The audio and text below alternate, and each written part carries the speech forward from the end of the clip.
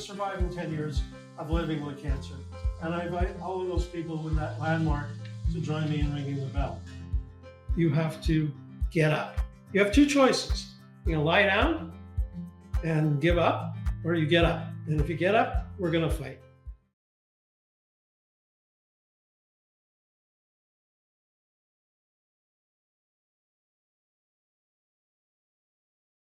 Okay, welcome to Jack Ostroff's Hope Podcast.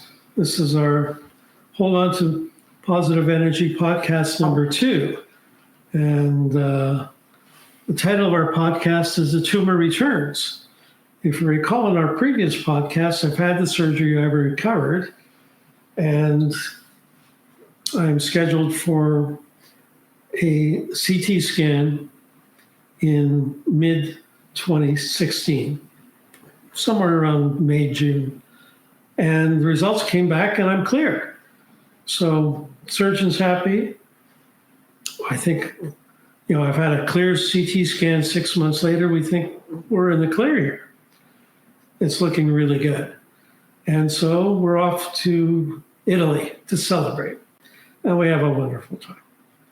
And that's the other thing everybody should remember. Celebrate all your victories. In Italy. In Italy. It's absolutely true. Italy is a great place to celebrate. Anywhere you celebrate is a great thing, but celebrate all your victories, wherever they may be. So the curious thing is after the surgery, I had a schedule from PMH. It was a 10-year schedule of scans every 6 months.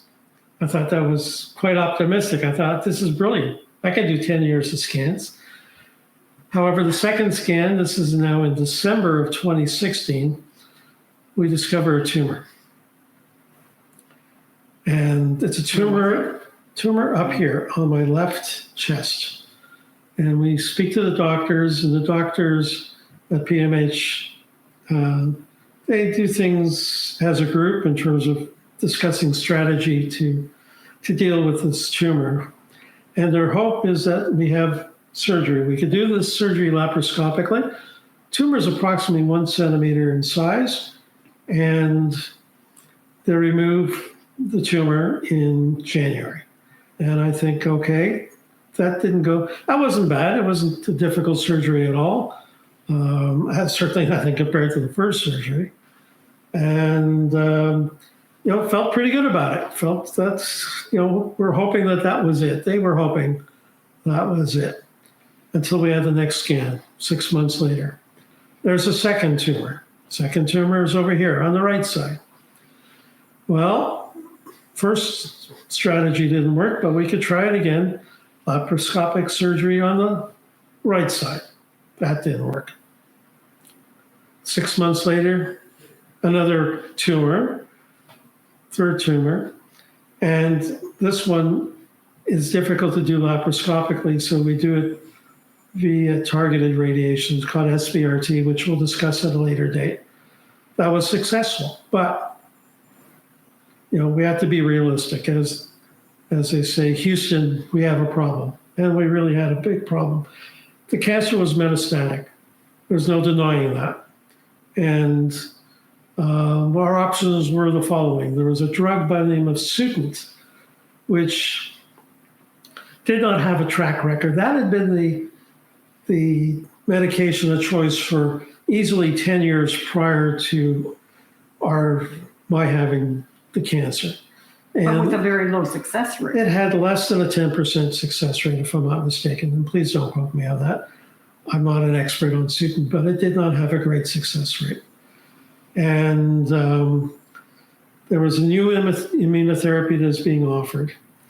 And the options, the new one that had just come out was nivolumab.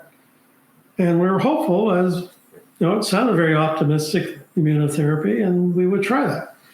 I will say this, it's, the important thing to understand here is when we first started this journey, there was originally, our doctors had said to us that I had probably had 4 or 5 years possibly to survive. And they provided a chart.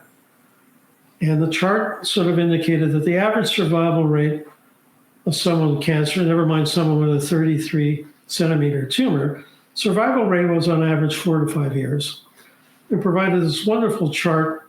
And there I was somewhere in the middle of the chart. There's the average.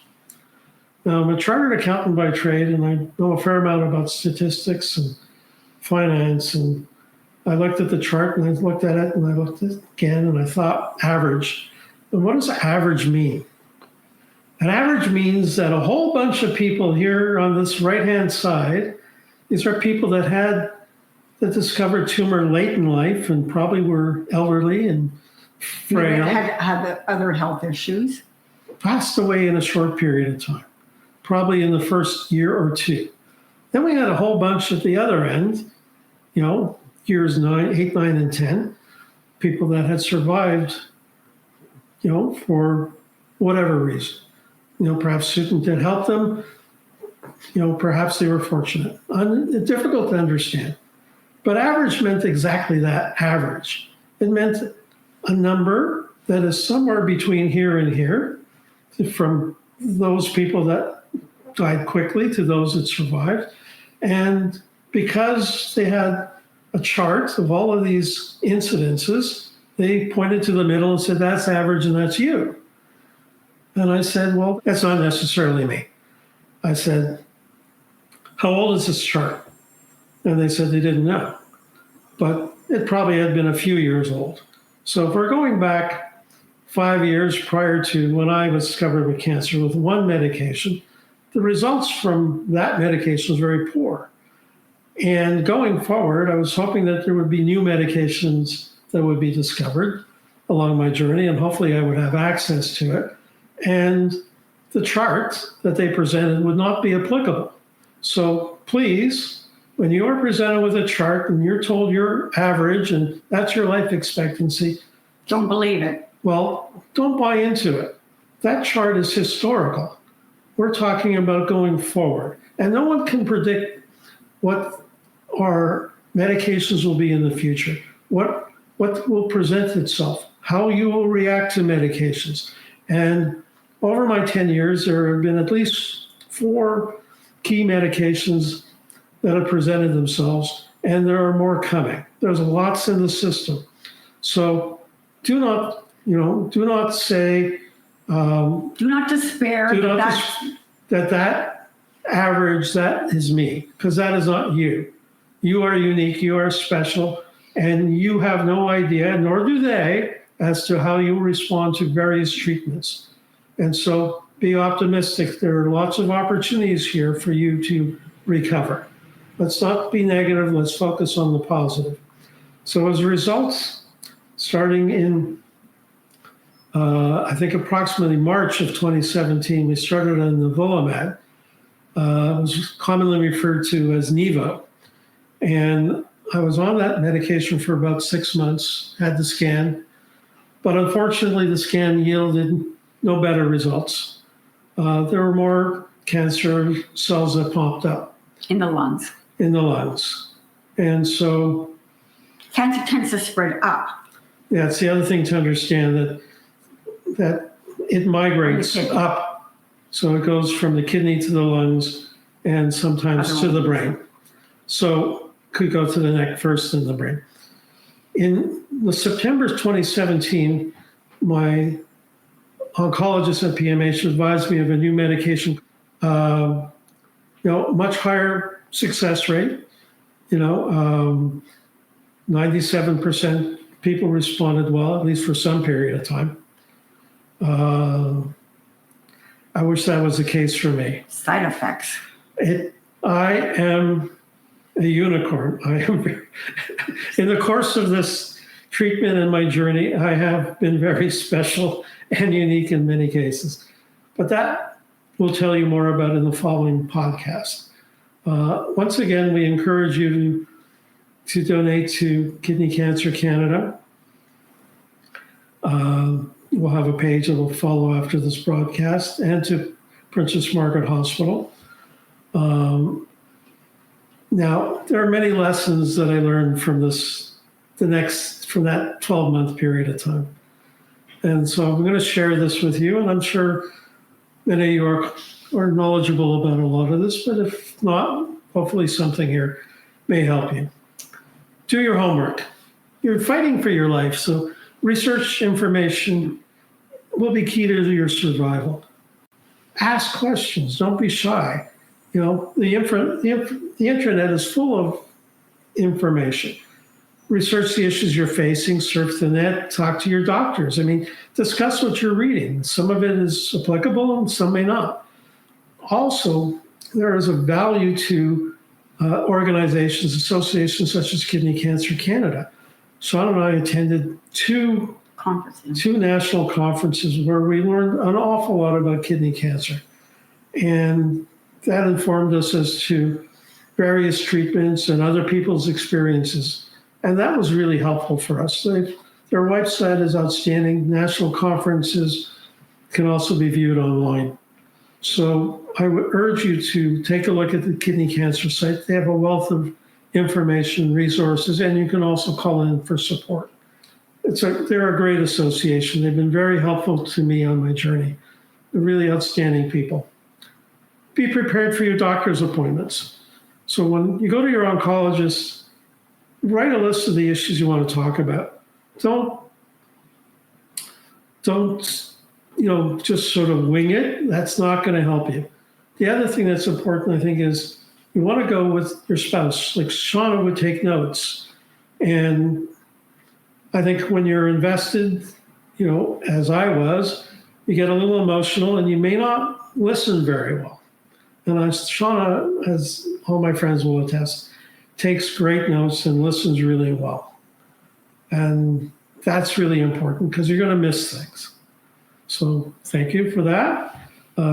It's not a one-day event. This has been a 10-year experience. So that, I think, is a very helpful, something we learned along the way.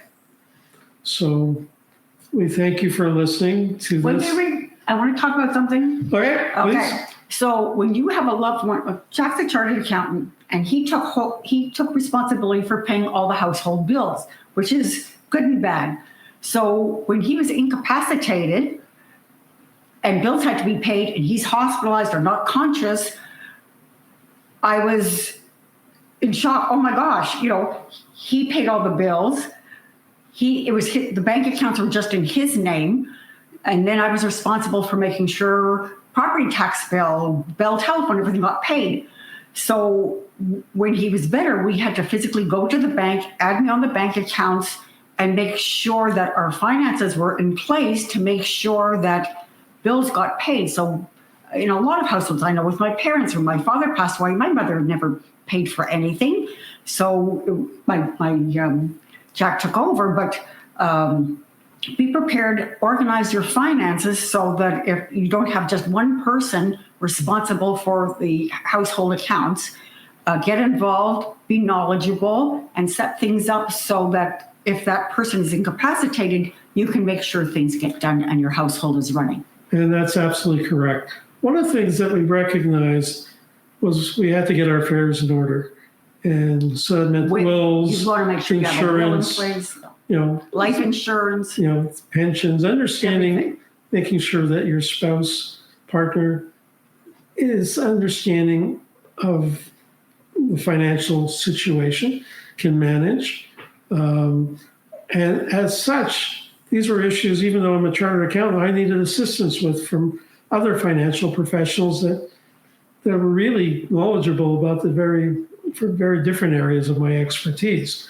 So we have a 12-segment podcast, and after we finish the podcast about my cancer journey, we'll be talking about financial issues that I had to face, that everybody has to face, in terms of wills, estate, tax planning, insurance, pensions, and financial management, investing, whatever it may be.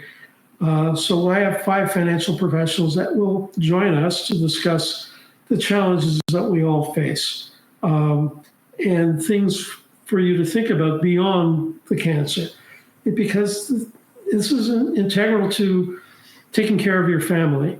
And so my family is taking care of me, and I have a responsibility to take care of them. So I would like to share that with those of you who will follow our podcast. it'll be a resource for you to go back to at any time to get some general information. And of course, I would encourage you to speak directly to financial professionals because, quite frankly, their advice is integral to good financial management. Their charges or their expense related thereto, which I think a lot of people are really concerned about. I think people are hesitant because they're going to pay a fee.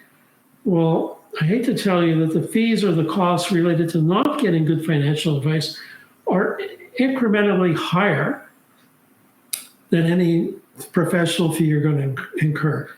This is a money-saving exercise. This is about being financially responsible. And I want to help you in that regard. So listen, speak to your financial advisors. Don't hesitate to engage their services because they can help you and they're well positioned to help you. Don't be spend a little, gain a lot.